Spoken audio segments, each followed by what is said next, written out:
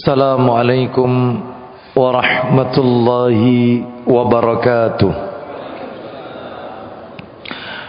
Alhamdulillah alladzi bi ni'matihi tatimmus shalihat. Wa ashhadu an la ilaha illallah wahdahu la syarika lah. Wa ashhadu anna Muhammadan abduhu wa rasuluh. Ya ayyuhalladzina amanu taqullaha haqqa tuqatih wa la tamutunna illa wa antum muslimun. Amma ba'du. فإن أصدق الحديث كتاب الله وخير الهدي هدي محمد صلى الله عليه وسلم وشر الأمور محدثاتها وكل محدثة بدعة وكل بدعة ضلالة wa kulla dhalalatin finnar. Ikhwan wa akhwati fillah, bapak-bapak, ibu-ibu, kaum muslimin dan muslimah, jamaah salat isya dan majelis taklim Masjid Namira, Kota Lamongan, yang semoga semuanya dimuliakan oleh Allah Subhanahu wa ta'ala.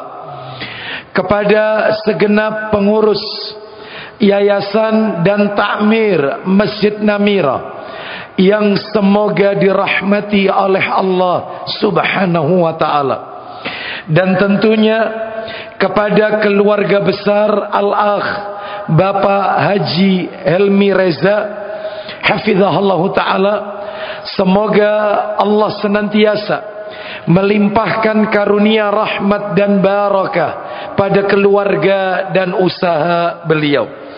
Tidak ada kata yang patut kita ucapkan pada malam hari ini selain rasa syukur kita kepada Allah tabaraka wa ta'ala atas segala karunia nikmat yang telah Allah berikan kepada kita.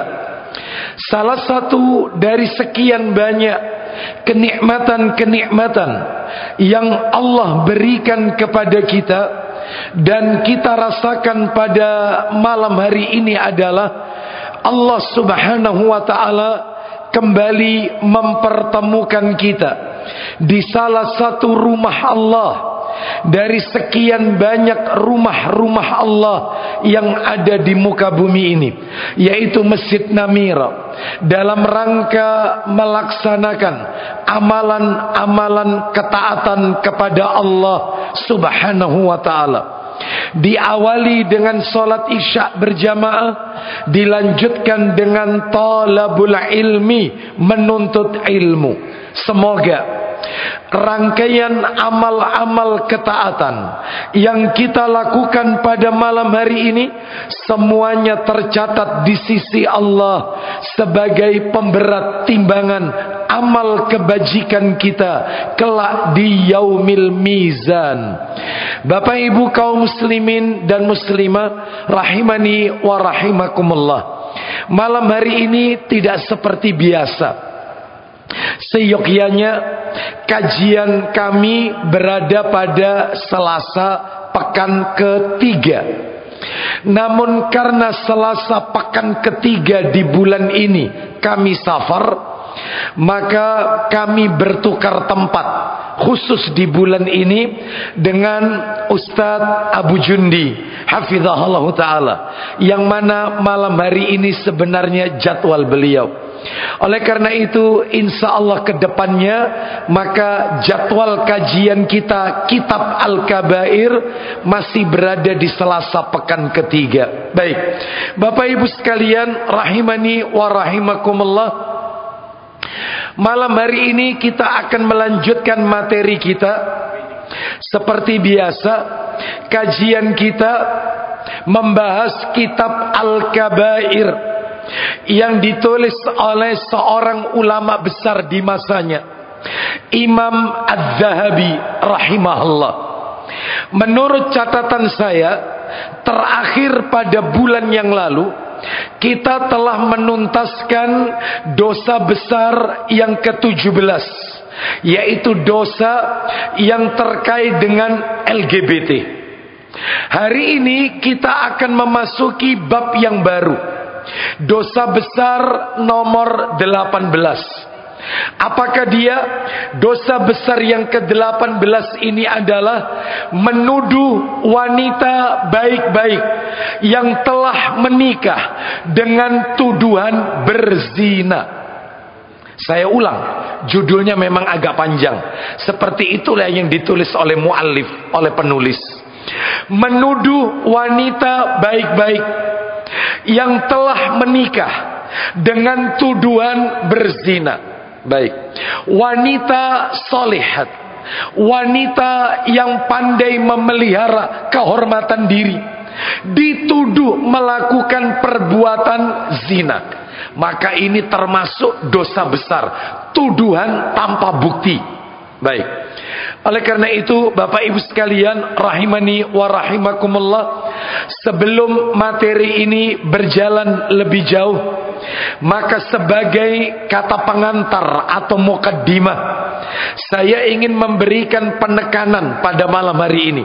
Pak, Bu, maaf, yang namanya menyakiti seorang mukmin, menyakiti orang-orang yang beriman, saat ini nampaknya sesuatu yang dianggap lumrah. Mulai dari menyakiti fisiknya seperti memukul, ya, bahkan kalau kita lihat di layar kaca kita, tawuran antar kampung, tawuran antar pelajar, ya, tawuran di mana-mana, antar supporter bola saling menyakiti karena timnya kalah, tersinggung sedikit nyawa taruhannya, seperti itu. Ya, menyakiti fisik sampai pada tingkat menyakiti kehormatannya, atau bisa dikatakan merusak kehormatan seorang muslim. Bahkan ada juga yang bentuk menyakitinya merampas, mengambil harta saudara kita, begal, pencurian di mana-mana. Jadi ini adalah bentuk menyakiti seorang mukmin. Padahal Bapak Ibu, mohon maaf ini, menyakiti orang yang beriman, melakukan dosa yang ada kaitannya dengan hakul adami, hak-hak anak Adam, itu berbeda Bapak Ibu sekalian konsekuensinya dengan melakukan dosa yang kaitannya dengan hak Allah. Beda. Orang yang menyakiti kaum muslimin, orang yang menyakiti orang-orang yang beriman, maka tidak cukup ditebus dengan istighfar, nggak bisa. Tetapi mereka yang melakukan dosa yang ada kaitannya hablum minallah, maka bisa ditebus dengan istighfar, dengan sholat sunnah taubat. Tetapi mendolimi saudara kita, ya, termasuk menuduh saudara kita tanpa bukti dengan tuduhan-tuduhan keji, menghibah, menfitnah, wah, nggak bisa ditebus dengan istighfar, nggak bisa. Ya, makanya Bapak Ibu sekalian, disebutkan di dalam hadis yang sahih, zalim itu kan ada 3. Saya kalau nggak salah pernah menyinggung ini. Zalim itu ada 3. Yang pertama zalim kepada Allah, ya. Yang kedua adalah zalim kepada sesama manusia. Yang ketiga zalim kepada diri sendiri. Apa itu contohnya? Zalim kepada Allah itu adalah syirik.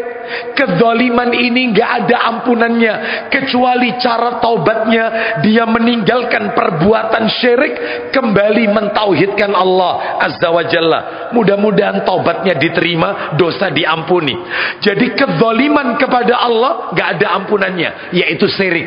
Sebagaimana Luqman menasihati anaknya dalam surat Luqman, ya bunayya la tusyrik billah inna syirka la zulmun azim. Wahai anakku, janganlah engkau menyekutukan Allah, berbuat syirik, karena sesungguhnya kesirikan itu kezaliman yang sangat besar. Nah, itu zalim kepada Allah, syirik. Ada yang nomor 2, zalim kepada sesama manusia. Lah ini yang berat, kezaliman yang tidak akan pernah dibiarkan oleh Allah. Pelakunya gak akan pernah dibiarkan, kecuali dengan syarat dia meminta halalnya, dia meminta ridhonya. Dengan orang yang dia zalimi, baru tobatnya diterima oleh Allah. Gak bisa Bapak Ibu nyuri sandalnya orang, sandal dimasukkan tas, lalu dia bertobat, ya Allah ampuni dosa-dosaku ya Allah, hamba berjanji ini yang terakhir. Gak bisa. Kembalikan dulu harta orang, baru bertobat, dan tobat diterima. Nggak bisa korupsi lalu melakukan tawaf, sa'i, umrah tiap bulan, haji tiap tahun, terus ingin dosanya terampuni. Nggak bisa. Kembalikan dulu hak orang, baru tobat diterima. Itu kalau zalim sesama manusia.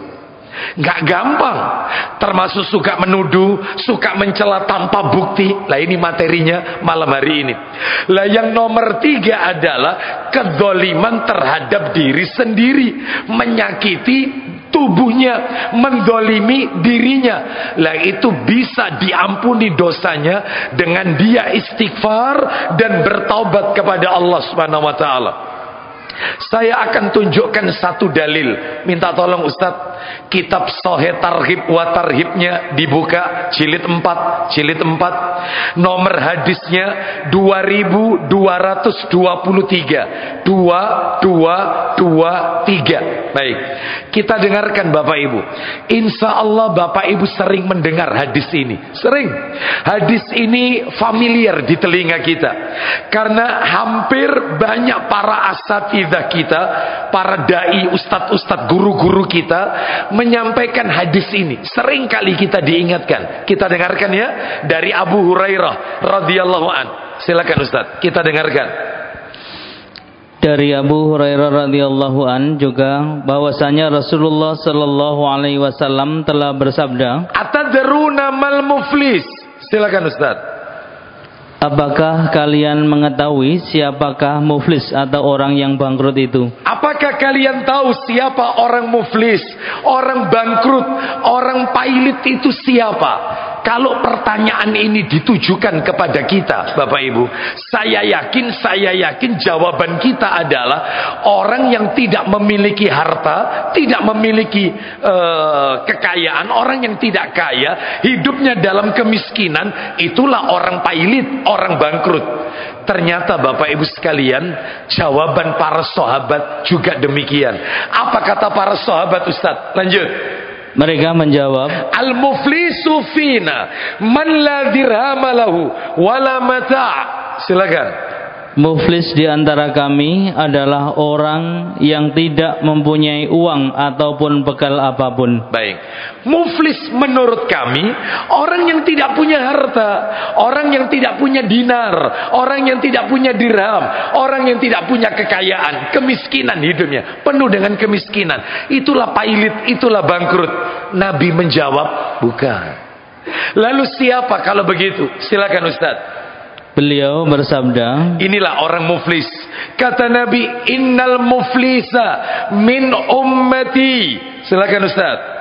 Sesungguhnya orang muflis dari umatku adalah orang yang datang pada hari kiamat dengan membawa pahala salat, terus puasa, terus dan zakat. Stop. Nanti kata Nabi sallallahu alaihi wasallam, orang pailit, orang bangkrut, orang muflis itu dari kalangan umatku, ya'ti yaumal qiyamah bisalatin wasiyamin wazakatin. Mereka bangga dengan pahala amal kebajikannya yang ia kerjakan semasa hidup di dunia. Pahala salatnya banyak, pahala puasanya banyak, pahala zakatnya banyak. Tapi maaf, belum titik, masih koma. Nabi melanjutkan, wa ya'ti qad syatama hadza. Rupanya orang ini melakukan 5 dosa, Bapak Ibu. Rajin sholat, rajin puasa, rajin zakat, pahalanya luar biasa menumpuk di hari kiamat. Tapi maaf, dia bawa 5 dosa. 5-5-nya zalim sesama manusia. Apa itu? 1, waqad syatama hadza. Silakan Ustaz. Namun bersamaan dengan itu, ia telah mencela ini. Dia pernah mencela seseorang. Wa qadzafa hadza. Silakan. Menuduh itu. Baik, dia telah menuduh orang tanpa bukti. Loh, ini ya hablum minan nas, zalim. Tanpa bukti dia fitnah orang itu. Terus yang nomor 3, wa akala mala hadza. Silakan. Memakan harta fulan. Memakan harta orang, korupsi, begal, apapun itu, suap menyuap, yang dia makan dengan cara yang tidak, mencari rezeki dengan cara tidak halal. Yang keempat, yaitu wasafaka dama hadza. Silakan. Menumpahkan darah fulan. Na'udzubillah, dia pernah membunuh, menghilangkan nyawa orang. Yang terakhir, yang kelima, wadharaba hadza. Silakan. Dan memukul fulan.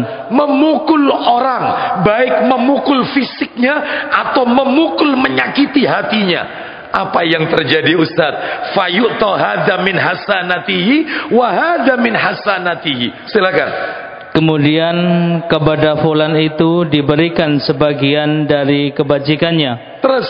Dan kepada fulan yang lain sebagian dari kebajikannya. Lanjut. Lalu apabila kebajikannya itu telah habis, maka sebelum ia melunasi apa yang telah menjadi tanggungannya, lanjut, maka diambillah dari sebagian dosa-dosa mereka, lalu dipikulkan kepadanya. Kemudian faturiha finnar. Silakan. Kemudian ia dilemparkan ke dalam api neraka. Ngaku rajin sholat, ngaku rajin puasa, ngaku rajin menunaikan zakat, tetap tidak mendapatkan tiket masuk ke surga. Kenapa? Karena cacat hablum minanasnya. Makanya Bapak Ibu kan banyak di masyarakat itu orang yang menjalin hablum minallahnya bagus, tetapi hablum minanasnya cacat. Jadi banyak orang itu yang baik secara ritual tapi tidak baik secara sosial. Nah, oleh karena itu maka kembali ke materi kita, hati-hati terutama dalam lisan ini. Jangan suka menuduh, jangan suka mencela, jangan menfitnah, jangan menghibah jika tanpa bukti. Nah, oleh karena itu maka pada malam hari ini dosa besar yang akan kita bahas adalah dosa besar nomor 18, yaitu menuduh wanita baik-baik yang telah menikah dengan tuduhan berzina. Baik, Bapak Ibu sekalian, materinya saya bagi dua. Seperti biasa kan, selalu kita bagi dua. Yang pertama, dalil-dalilnya. Di mana dalilnya? Menuduh wanita yang telah menikah, wanita yang solihat, wanita yang pandai memelihara, menjaga kehormatan diri, dituduh melakukan zina, itu termasuk dosa besar. Dalilnya di mana? Itu dulu. Lalu kemudian yang kedua, penjelasannya. Saya berusaha nanti mungkin begitu menyebutkan dalil langsung saya jelaskan. Dalil langsung penjelasan. Dalil langsung penjelasan. Baik. Jadi supaya kita mampatkan aja waktu yang ada yang singkat ini, Bapak Ibu. Dalilnya ada berapa? Minimal saya sebutkan 4 dalilnya. 4 dalilnya. Yang 3 dari Al-Qur'an, yang 1 hadis Nabi. 4 saja dalilnya. 4 dalil yang menunjukkan menuduh wanita solihat yang telah menikah dengan tuduhan zina termasuk dosa besar. Di mana dalilnya? 1. Siapkan Ustadz ayat Qur'annya, karena 3 ada dalam Al-Quran, 1-nya hadis Nabi. Dalil yang pertama Al-Quranul Karim.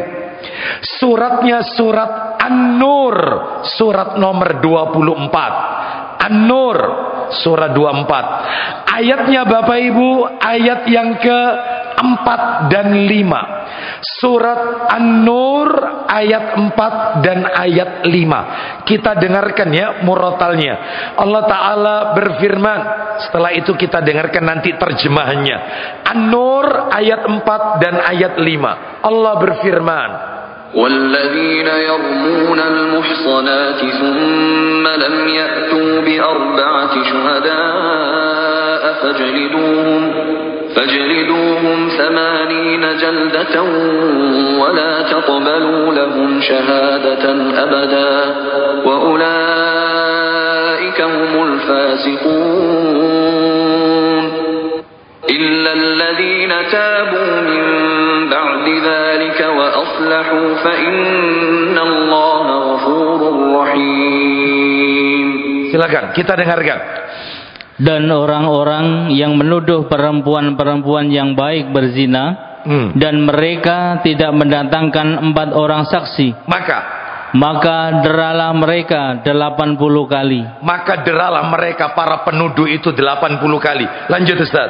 Dan janganlah kamu terima kesaksian mereka untuk selama-lamanya. Terakhir, mereka itulah orang-orang yang fasik. Kalau orangnya taubat Ustaz, ayat 5-nya silakan. Kecuali orang yang bertobat setelah itu dan memperbaiki dirinya, maka sungguh Allah Maha Pengampun, Maha Penyayang. Baik, Bapak Ibu sekalian, rahimani wa rahimakumullah. Saya baca ulang ya terjemahannya ya, versi lain terjemahannya. Orang-orang yang menuduh berzina terhadap perempuan yang baik-baik dan mereka tidak mendatangkan 4 orang saksi, maka deralah mereka para penuduh itu 80 kali. Dicambuk 80 kali. Dan janganlah kalian menerima kesaksian mereka untuk selama-lamanya. Gak boleh dijadikan saksi. Saksi perkawinan, pernikahan, gak boleh. Karena dia biasa nuduh wanita yang sholihat melakukan perbuatan zina. Si penuduh gak bisa dijadikan saksi. Baik, saksi dalam masalah waris, saksi dalam masalah utang piutang, nggak bisa dijadikan saksi ini. Baik ya, sudah dicambuk, tidak bisa dijadikan saksi dan dicap stempel dari Allah. Mereka itulah orang-orang fasik. Baik. Lalu ditutup ayat 5-nya, kecuali mereka yang bertobat setelah itu dan memperbaiki diri, maka sesungguhnya Allah Maha Pengampun lagi Maha Penyayang. Ayat ini Bapak Ibu, lah sekarang penjelasannya dari ayat ini, An-Nur ayat 4 dan ayat 5. Ayat ini mengandung 6 pelajaran. Saya ulang, ayat ini mengandung 6 pelajaran. 6 pelajaran. An-Nur ayat 4 dan 5 mengandung 6 pelajaran. Apa itu? 1. Pelajaran yang pertama, kita tadi kan dengar ayatnya ya, walladzina yarmunal muhsanati, al muhsanat. Maka kata para alim ulama, pelajaran yang pertama, al muhsanat itu maknanya adalah wanita-wanita terhormat, wanita-wanita yang memiliki kedudukan, wanita-wanita yang terhormat dituduh melakukan zina. Itu makna pertama. Jadi yang dimaksud dengan al-muhsanat itu wanita terhormat. Yang kedua. Nah, mulai meruncing ini, tambah meruncing. Yang kedua, ya, wanita-wanita yang beriman, mukminat, yang pandai menjaga kehormatan dirinya, pandai menjaga kesuciannya, ya, lalu kemudian dituduh melakukan perzinahan, ya, dituduh berzina, maka si penuduh mendapatkan 4 ancaman. 4 ancaman. Si penuduh mendapatkan 4 ancaman. Orang yang suka menuduh wanita sholihat, contohnya Ustadz, maaf ini contoh ya, maaf. Kadang-kadang ada loh Bapak Ibu sekalian, seorang suami itu yang terlalu cemburu dengan istrinya, pencemburu, sehingga dia suka menuduh istrinya melakukan perbuatan-perbuatan yang yaitu dilarang oleh agama. Contoh. Seorang suami yang dia terlalu cemburu dengan istrinya. Seorang istri misalnya dia lagi belanja, lalu kemudian si penjual itu adalah laki-laki, si penjualnya. Si suami melihat istrinya sedang berbelanja kepada pedagang itu. Setelah belanja, lalu kemudian dia berkata kepada istrinya, ngapain kamu di situ kok lama-lama? Ya, ngapain kamu di situ? Loh, aku kan ya bingung, pengen masak apa, makanya aku beli ini. Ya, enggak tak lihat-lihat kamu kelihatannya ada hati sama laki-laki itu. Tak lihat-lihat dari tadi kamu ngelirik. Aku dari tadi tidak lihat laki-laki itu. Yang tak lihat ini adalah ya yang dijual itu apa, ya itu yang tak lihat, yang mau tak beli. Ngapain aku pakai melihat? Aku ini kan wanita solihat, aku juga sudah bersuami. Ya, itu kan dosa. Tapi akhirnya dituduh. Ya, kelihatannya kamu ini ada main dengan laki-laki ini. Dituduh. Hati-hati. Orang yang suka menuduh tanpa bukti seperti ini, itu ancamannya Bapak Ibu 4. Ancamannya 4. Ancamannya 4. Ya, baik. Ancamannya 4. Apa itu? 1. Ancaman yang pertama, saya sebutkan A saja ya, A, B, C, D gitu aja ya, A, B, C, D, supaya nggak benturan dengan pelajaran yang kedua. Ancaman yang A adalah termasuk dosa besar. Termasuk dosa besar. Orang yang suka menuduh wanita mukminat melakukan perbuatan zina itu dosa besar. Di mana dalilnya kalau itu dosa besar? Minta tolong Ustadz, surat An-Nisa ayat 13. Kok An-Nisa? An-Nur ayatnya ayat 13 Ustadz. Maaf 15. Surat An-Nur ayat 15. Coba kita dengarkan An-Nur ayat 15. Kita dengarkan ya muratalnya. An-Nur ayat 15. Allah berfirman, بألسنتكم وتقولون بأفواهكم ما ليس لكم به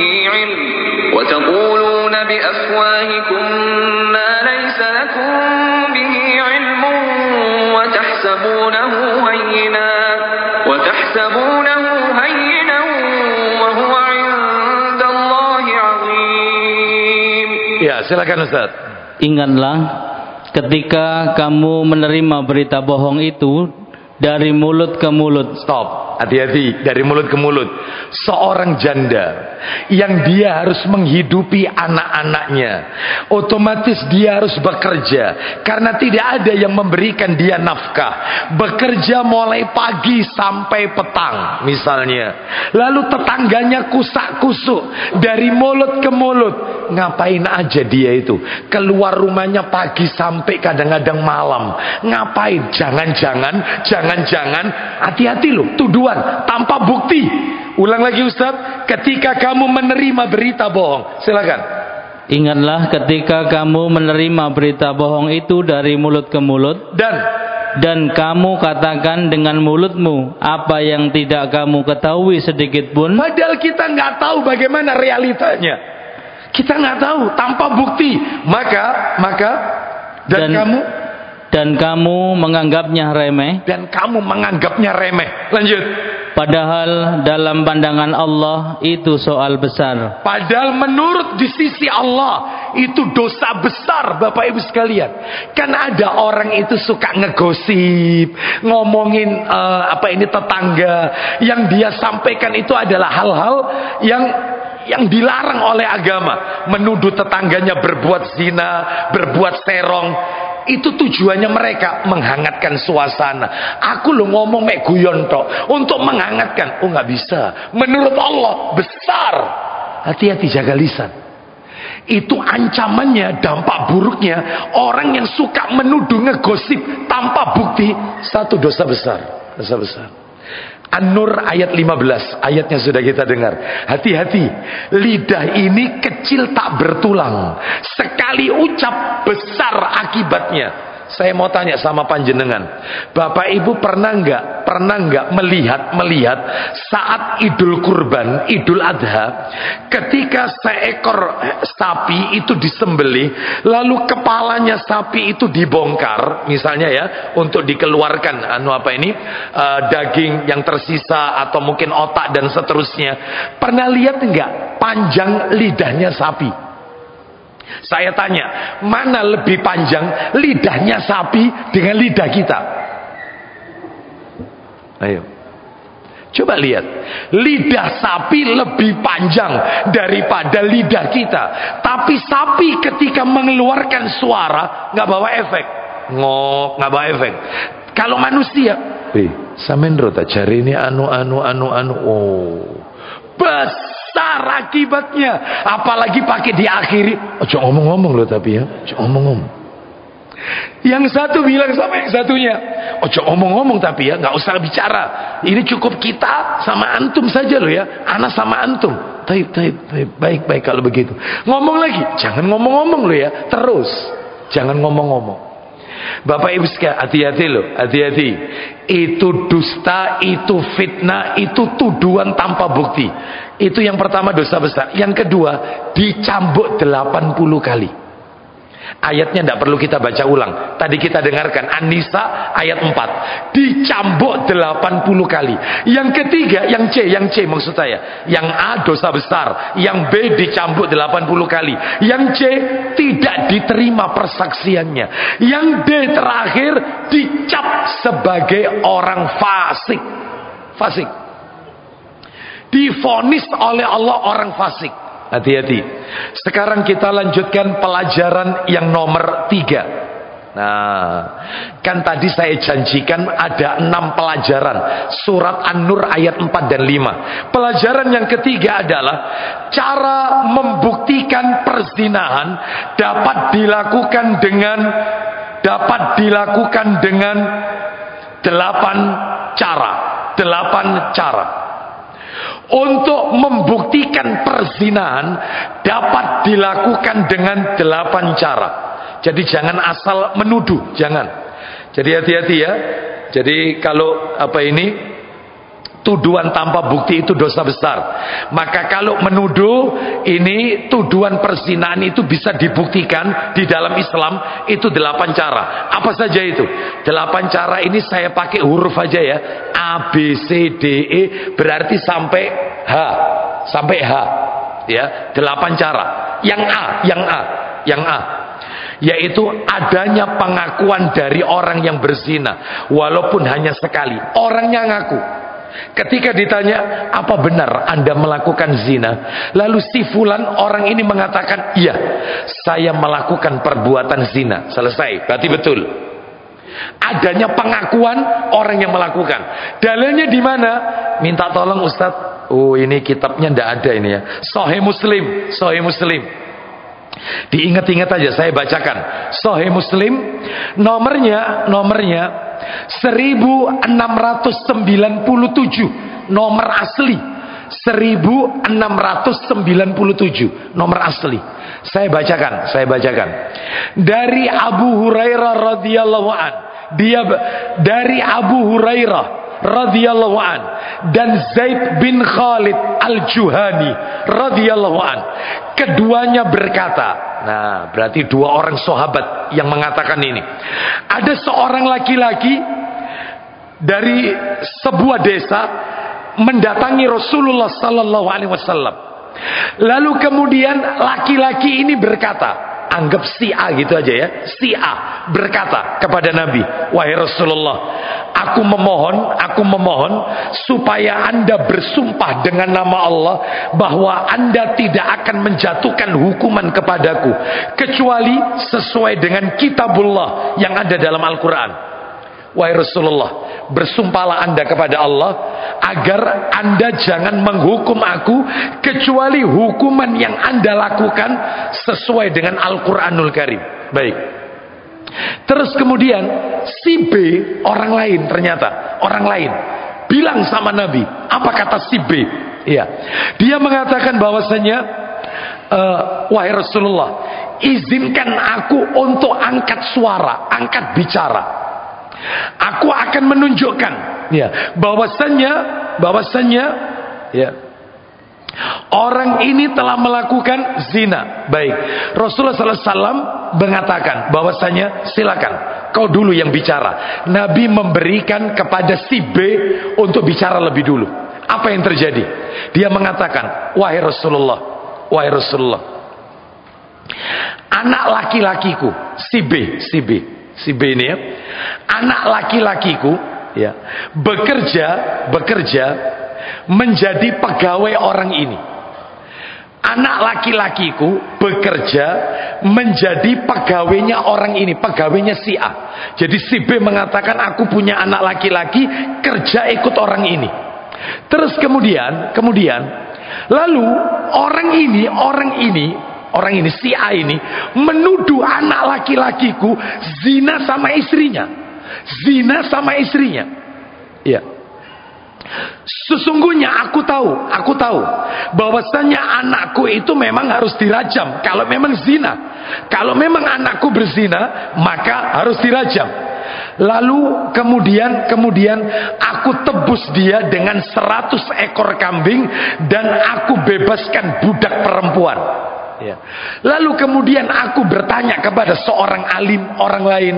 Katanya orang alim, ini masih kata-katanya si B ini. Ya. Mereka mengatakan anakku itu harus dicambuk 100 kali, sedangkan istrinya orang ini itu harus dirajam sampai mati. Karena anak saya belum pernah menikah, sedangkan wanita ini sudah menikah, istrinya orang ini.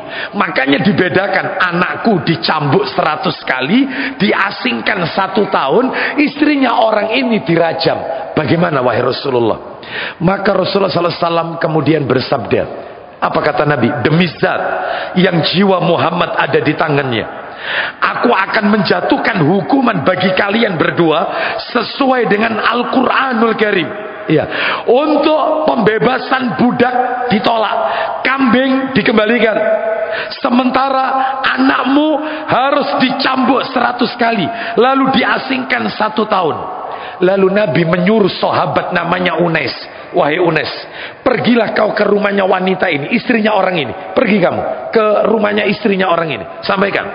Kemudian pergilah besok paginya ke istri orang ini, lalu diperiksa, lalu ditanya, apakah benar kau telah berzina dengan anaknya orang ini? Apa kau berzina? Wanita ini menjawab, iya, aku telah berzina dengan anak laki-lakinya orang itu, dengan anak laki-laki. Ngaku berarti ada pengakuan. Maka dirajamlah wanita itu sampai mati.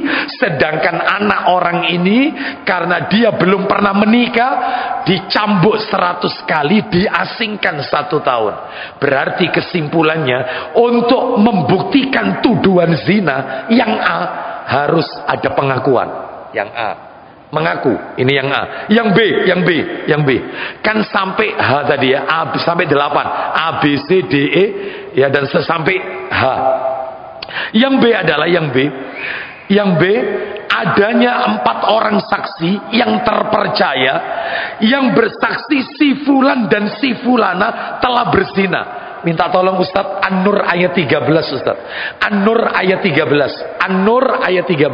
Kita dengarkan. Harus ada 4 orang saksi yang terpercaya yang mengatakan si fulan betul-betul berzina. Dan pengakuannya harus sama, gak boleh beda. Orang pertama mengatakan iya, hari ini, hari tanggal sekian, hari ini ya jam sekian dia melakukan zina. Di tempat terpisah ditanya yang nomor 2, betul tanggal sekian, jam sekian, harinya hari ini dia melakukan zina. 4-empatnya sama, maka berarti betul-betul berzina. Jadi itu bukti untuk membuktikan tuduhan zina adalah dengan 4 orang saksi yang terpercaya. Silakan Ustaz, langsung artinya. An-Nur ayat 13. An-Nur 13. Silakan. Mengapa mereka yang menuduh itu tidak datang membawa 4 saksi? Nah, oleh karena mereka tidak membawa saksi-saksi, maka mereka itu dalam pandangan Allah adalah orang-orang yang berdusta. Jadi kalau tidak mendatangkan 4 orang saksi, maka tertuduh dusta. Ya. 4 orang saksi ini siapa Ustaz? Laki-laki. Semuanya dari kalangan laki-laki. Ya. 4 orang laki-laki yang terpercaya, terkenal kejujurannya. Nah, itu ya. Itu yang B. Yang C adalah yang C.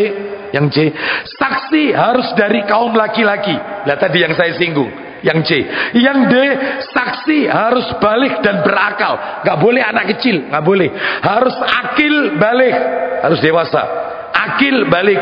Orang gila tidak diterima persaksiannya. Ya, anak kecil meskipun tidak gila tidak diterima persaksiannya. Harus akil, berakal dan balik. Itu yang D. Yang E harus muslim. Gak boleh saksinya orang kafir. Gak boleh. Orang kafir persaksiannya ditolak. Salah satunya non muslim, gak bisa. Empat-empatnya harus Islam. Baik. Terus kemudian yang F, saksi harus terus terang menggambarkan kejadian perbuatan zina tersebut secara gamblang, tempatnya di mana, jamnya kapan, harinya kapan, ya, ada tanda apa di situ, harus jelas. Dan empat-empatnya harus sama semua persaksiannya. Oh, ini ya. Ya. Baik. Dan ini harus 4 laki-laki, nggak perlu ya. Kemudian kesaksian jin dijadikan anu, nggak perlu ya. Ngapain jin dijadikan anu ya, nggak usah ya. Baik, ini jelas 4 orang laki-laki, bukan jin, bukan ya. Jadi ini kan akhirnya merembet ke yang lagi viral ini sekarang, nggak kelar-kelar itu ya, kejadian berapa tahun yang lalu. Baik, jadi ini baik. Terus kemudian kita lanjutkan, itu tadi yang nomor apa tadi? F, yang F ya. Yang F, yang G, para saksi harus bersatu dalam persaksiannya, baik waktu dan tempat kejadiannya. Itu tadi yang kami singgung. Tidak boleh ada salah satu yang berbeda kesaksiannya, harus sama. Itu. Yang poin terakhir, poin yang H, zina tidak bisa dibuktikan dengan alat-alat modern seperti kamera, video, CCTV, nggak bisa. Menurut Islam, maka zina tidak bisa dibuktikan dengan alat-alat modern, ditolak. Islam menolak ini, nggak bisa. Loh, ini jelas ada CCTV-nya, nggak. Islam menolak, nggak bisa.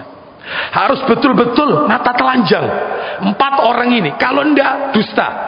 Sebab banyak sekarang ini ya, orang-orang yang merubah atau mungkin mengedit dan seterusnya, banyak. Makanya perkara samar ini ya, yaitu dengan menggunakan alat-alat modern seperti kamera, video, foto dan lain-lain. Karena Islam menggugurkan perkara yang samar-samar. Baik, wallahu alam wa bisawab. Sekarang pelajaran nomor 4. Kan ada 6. Pelajaran yang nomor 4, teknis hukuman cambuk. Teknis hukuman cambuk. Jadi mereka yang suka menuduh itu kan dicambuk berapa kali tadi Bapak Ibu? 80 kali. Dicambuk 80 kali. Bagaimana cara mencambuknya? Caranya adalah ada 6. A, B, C, D, E, F. Berarti ya. Yang A. Yang mencambuk haruslah orang yang kuat, punya kekuatan, power, kekuatan. Ya, kuat. Yang B, cambuk yang dipakai berukuran sedang. Yang C, ya. Yang C tujuannya adalah untuk yang C adalah, mohon maaf, yang dicambuk itu ke seluruh badan pelaku zina kecuali wajah dan anggota tubuh yang mematikan seperti jantung dan alat kelamin, nggak boleh kena cambukan. Sekujur tubuh cambuk, mau punggungnya, mau badannya, mau bahunya, mau kakinya, 80 kali. Baik, orang yang menuduh ini 80 kali cambukan. Atau mereka yang berzina yang belum pernah menikah kan 100 kali.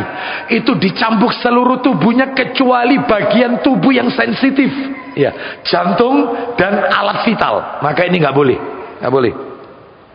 Terus kemudian berikutnya yang D, kaum laki-laki yang dicambuk dalam keadaan berdiri. Sedangkan kalau kaum wanita yang dicambuk dalam keadaan duduk agar tidak tersingkap auratnya. Jadi kalau laki-laki yang suka menuduh wanita salihah melakukan perbuatan zina, itu dicambuknya dalam keadaan berdiri. Kalau wanita yang melakukan duduk supaya auratnya tidak tersingkap. Baik. Yang poin E, hendaknya disaksikan oleh banyak orang. Terakhir poin F, dihadiri oleh ulil amri atau yang mewakili. Nah, ulil amri atau yang mewakili. Ulil amri. Wallahu alam wa bisawab. Sekarang pelajaran nomor 5. Ya, sampai kayak begini Bapak Ibu, beratnya suka menuduh ini ya, hati-hati menjaga lisan ya. Yang kelima, apabila si penuduh itu bertobat, si penuduh itu bertobat kepada Allah, melakukan sholat sunat taubat, dan dia beramal soleh, berjanji tidak mengulanginya kembali, maka persaksiannya harus diterima kembali, harus diterima, karena dia sudah tobat. Kalau belum bertobat, maka persaksiannya tidak boleh diterima. Makanya hati-hati orang yang suka ngegosip, suka ngerasani tetangga dengan yaitu lisan menuduh, ya, ini nggak boleh dijadikan saksi, nggak boleh dijadikan saksi, ya, sampai betul-betul dia bertobat dan beramal soleh dan meninggalkan ucapannya tersebut. Ya, baik, kita lanjutkan terakhir yang nomor 6. Nomor 6 pelajarannya adalah, Ustadz, kenapa kok ayatnya tadi An-Nur ayat 4 dan 5 itu kok dikatakan dalam ayatnya tadi orang-orang yang menuduh berzina perempuan yang baik-baik? Kenapa kok tidak laki-laki yang baik-baik? Ya, berarti ini tujuannya ini adalah untuk wanita solehat yang dituduh zina. Lah kalau laki-laki soleh, laki-laki yang pandai memelihara kehormatan diri, lalu dituduh berbuat mesum, berarti si penuduhnya nggak kena efek. Kena. Terus kenapa ayatnya kok bicaranya menuduh wanita, bukan menuduh laki-laki? Maka kata para alim ulama, ayat ini turun Bapak Ibu sekalian, ayat ini turun saat itu ya, jumlah wanita yang jumlah wanita yang menjadi pelacur, jumlah wanita yang menjadi pelacur sangatlah banyak, sangat banyak. Ya, sehingga tuduhan zina kepada wanita menyebar luas. Hal ini menjadikan laki-laki di zaman itu, mereka ragu-ragu ya terhadap anak-anak yang dilahirkan oleh istrinya. Ini anaknya sendiri atau anak hasil zina. Sehingga turunlah ayat tersebut. Makanya ayat ini turun berkaitan dengan yaitu jangan bermudah-mudahan menuduh wanita mukminat yang pandai memelihara kehormatan diri melakukan zina. Padahal kata para alim ulama, tuduhan ini juga bisa berlaku untuk laki-laki. Bisa. Jadi laki-laki soleh yang pandai memelihara diri lalu dituduh untuk melakukan perbuatan mesum, sama. Si penuduh didera 80 kali, sama. Dan divonis fasik, Bapak Ibu, fasik. Baik, kita lanjutkan sekarang dalil nomor 2. Dalil yang kedua, surat An-Nur. Dari tadi An-Nur terus ya. An-Nur ayatnya ayat 23. Kita dengarkan. Minta tolong Ustaz. An-Nur ayat 23. Ini dalil kedua. Allah berfirman, Innalladzina yarmunal muhsanatil ghafilatil mu'minatil lu'inu fid dunya wal akhirati wa lahum 'adzabun 'adzim. Ya, silakan Ustaz. Sungguh orang-orang yang menuduh perempuan-perempuan baik, yang lengah dan beriman dengan tuduhan berzina, ya, terus mereka dilaknat di dunia dan di akhirat. Allahu Akbar, dilaknat di dunia dan akhirat. Lanjut. Dan mereka akan mendapat azab yang besar. Azab yang besar. Baik. Berarti kalau mau digabungkan sama yang tadi, yang sudah panjenengan tulis, yang panjenengan perhatikan dari penjelasan saya, berarti hukuman untuk si penuduh totalnya 6 Bapak Ibu. Karena nambah 2 barusan, 6. Kita urut lagi ya, yang dari penjelasan tadi 6. Yang pertama tadi apa? Yang pertama, yang A tadi adalah termasuk dosa besar. 1. Yang kedua, yang B dicambuk 80 kali. Yang C tidak diterima persaksiannya. Yang D dicap divonis fasik. Yang E barusan dilaknat oleh Allah, dikutuk dunia dan akhirat. Yang F barusan kita dengarkan, mendapatkan azab yang besar di akhirat. 6 bertubi-tubi untuk orang yang suka menuduh. Sudah dosa besar, dicambuk 80 kali, persaksiannya tidak diterima, terus kemudian juga divonis fasik, yang kelima barusan nambah, dilaknat dunia dan akhirat, yang keenam nambah lagi barusan, mendapatkan azab yang sangat besar. Na'udzubillah. Berarti suka menuduh wanita solihat, suka menuduh laki-laki soleh berbuat zina, maka dampaknya besar dan termasuk dosa besar. Baik, sekarang kita lanjutkan dalil ketiga. Dalil ketiga, suratnya surat Al-Ahzab.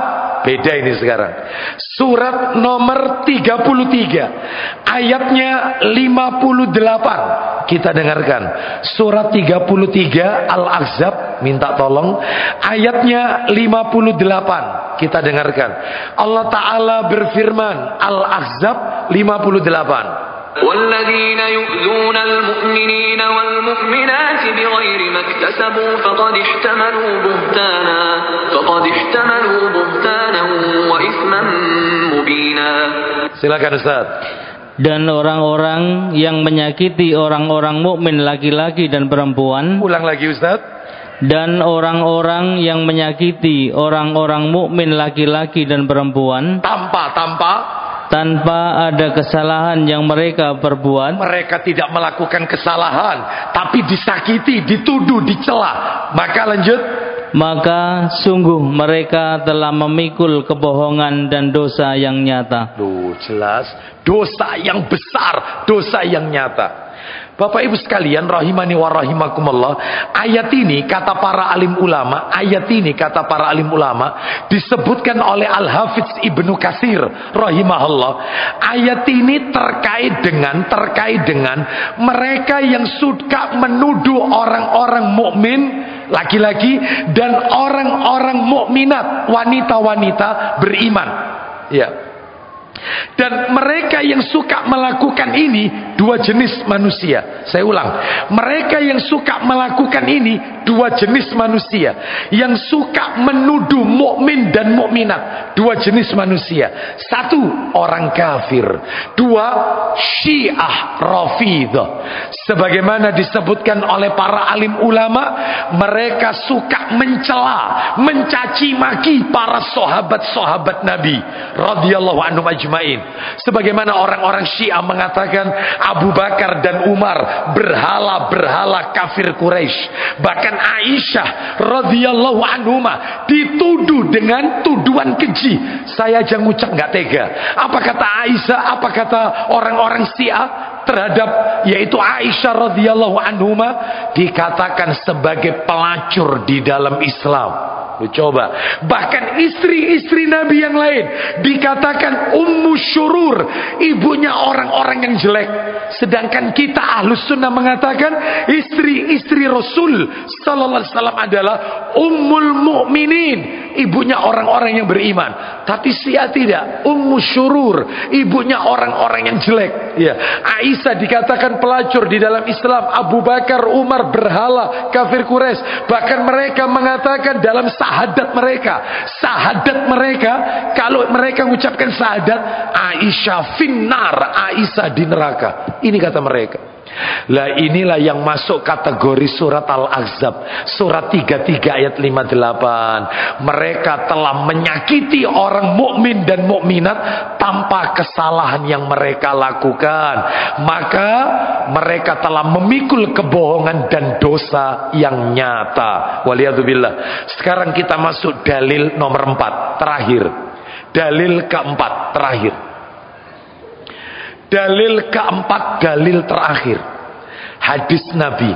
Minta tolong Ustadz, Sahih Targhib wa Tarhib jilid 5 Ustadz. Jilid 5. Sahih Targhib wa Tarhib jilidnya jilid 5. Ya, nomornya 3040. 3040. Kita dengarkan.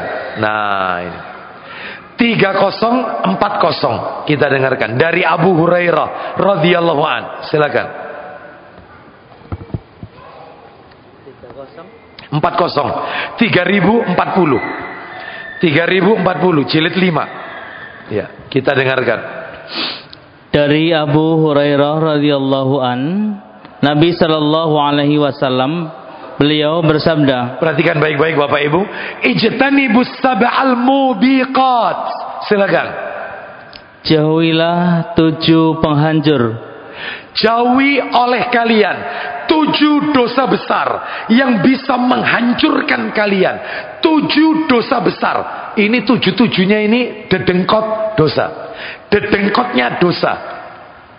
7 dosa yang paling besar, penghancur. Ya.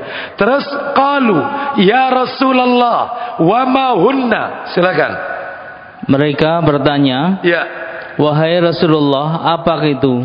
Apa 7 penghancur, 7 dosa besar itu? Ternyata Bapak Ibu, sesaat lagi kita dengarkan satu persatu dosa besarnya.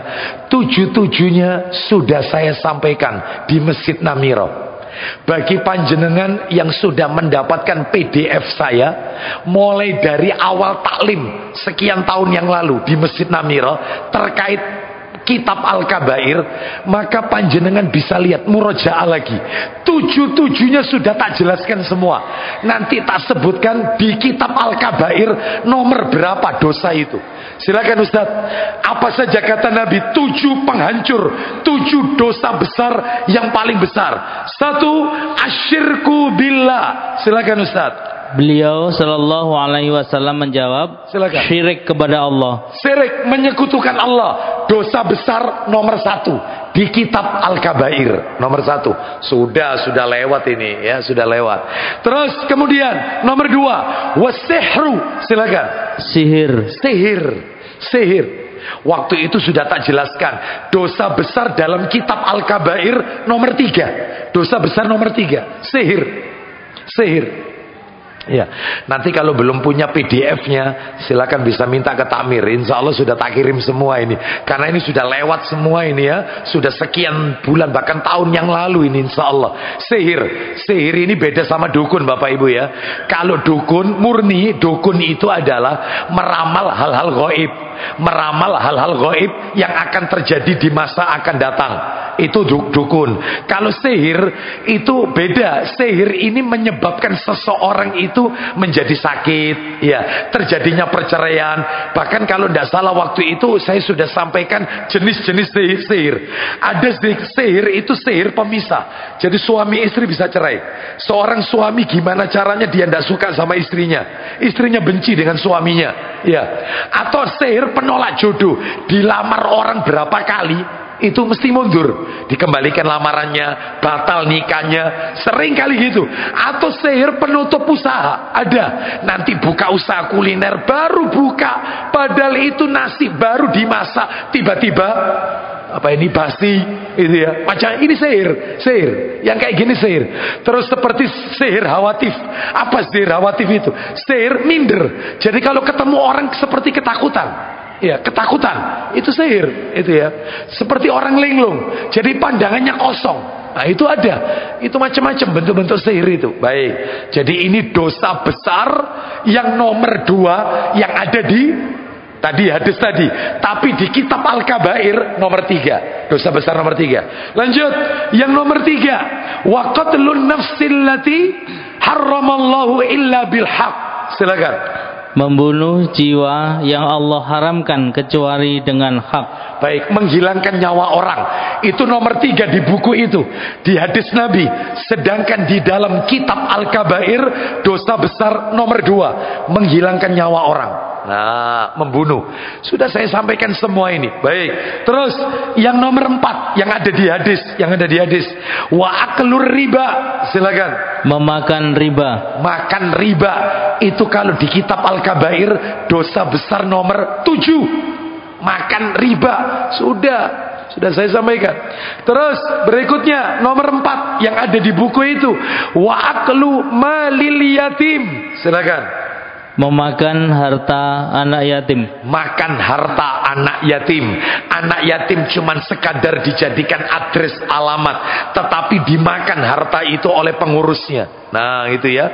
Maka ini kalau di Kitab Al-Kabair itu dosa besar yang nomor 8. setelah riba itu anak yatim. Sudah saya jelaskan waktu itu. Terus lanjut, dosa besar yang ada di hadis yang nomor 6, wattawalli yaumaz zahfi. Silakan. Kabur pada hari peperangan. Pengecut, lari dari medan perang. Musuh sudah di depan, dia lari. Ini kalau di kitab Al-Kabair, dosa besar nomor 11. Sudah saya sampaikan. Terakhir yang ada di hadis, wa qadhful muhsanatil ghafilatil mu'minat. Silakan. Dan menuduh zina kepada wanita yang baik, yang mukminah, yang lalai. Menuduh wanita yang wanita yang solehat melakukan perbuatan zina. Dan ini kalau di kitab Al-Kabair, dosa besar nomor 18 malam hari ini.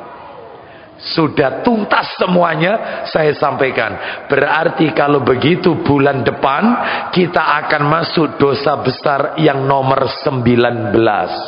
Apa itu? Nantikan episode berikutnya. Sebelum saya tutup, saya ingin ingatkan kepada Bapak Ibu tentang beberapa dalil. Sedikit saja. Tentang beberapa dalil pentingnya jaga lisan.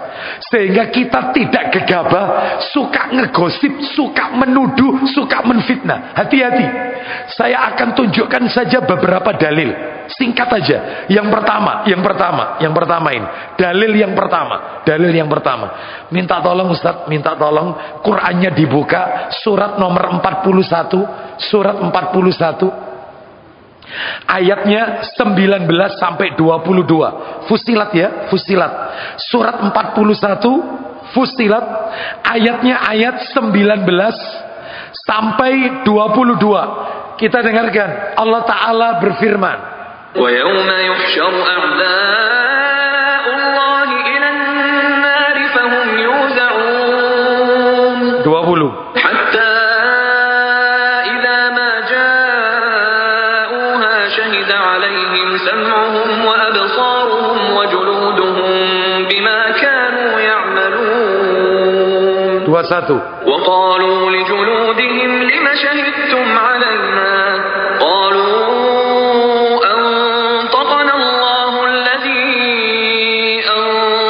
كل شيء وهو خلقكم أول مرة وإليه ترجعون. Penutup.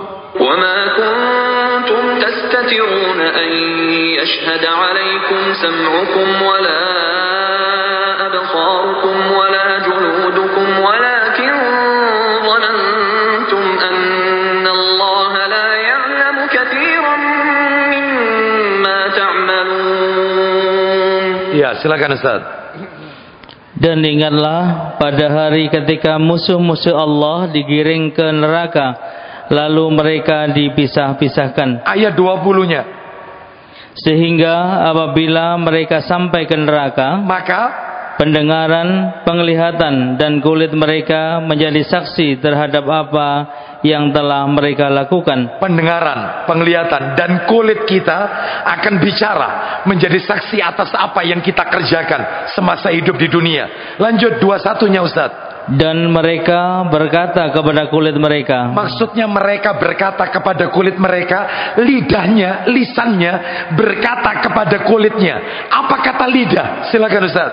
Mengapa kamu menjadi saksi terhadap kami? Kenapa kalian kok jujur? Ngapain kalian itu mengatakan semua yang aku sudah lakukan, yang aku katakan? Lanjut, apa kata kulitnya? Kulit mereka menjawab. Kulitnya jawab nanti di hari kiamat. Kulit menjawab. Apa kata kulit? Yang menjadikan kami dapat berbicara adalah Allah. Terus, yang juga menjadikan segala sesuatu dapat berbicara. Terus, dan dialah yang menciptakan kamu yang pertama kali, dan hanya kepadanya kamu dikembalikan. Terakhir penutup 22. Intinya di sini. Silakan. Dan kamu tidak dapat bersembunyi dari kesaksian pendengaran, penglihatan, dan kulitmu terhadapmu, Bahkan kamu mengira Allah tidak mengetahui banyak tentang apa yang kamu lakukan. Kamu tidak tahu bahwasanya Allah itu melihat. Kamu kira Allah tidak tahu apa yang kamu lakukan. Semuanya akan bersaksi. Nanti pada hari kiamat cuma lisan tok yang ditutup oleh Allah. Seluruh anggota tubuh kita ini, alat indera ini, dia akan memberikan kesaksian kepada Allah. Kecuali lisan ditutup. Kecuali lisan. Oleh karena itu hati-hati. Dalam berbuat, dalam berkata, hati-hati. Semuanya menjadi saksi di hari kiamat. Saya tutup satu lagi, yaitu dengan hadis Nabi. Minta tolong Ustaz, Sahih Targhib wa Targhib, nomornya 2875. 2875. Silakan Ustaz. Sahih Targhib wa Targhib dari Abu Hurairah radhiyallahu an. 2875. Kita dengarkan. 2875.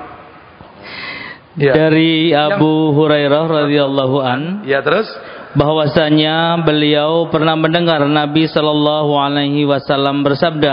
Baik, tolong poin B-nya Ustaz. 26B yang dibaca. Poin yang B. Silakan lanjutkan aja Ustaz. Silakan. Sesungguhnya seorang lelaki berbicara satu kata yang mana dia menduganya tidak berdosa.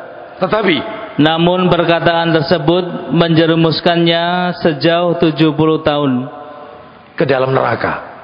Ada seseorang itu yang ketika dia berkata, dia anggap enteng, dia anggap remeh, dia anggap itu sekedar guyon, dia anggap itu sesuatu yang ya untuk menghangatkan suasana. Guyon, ya, dia anggap itu cuman ya apa ya, candaan-candaan, ya, slip of tongue katanya.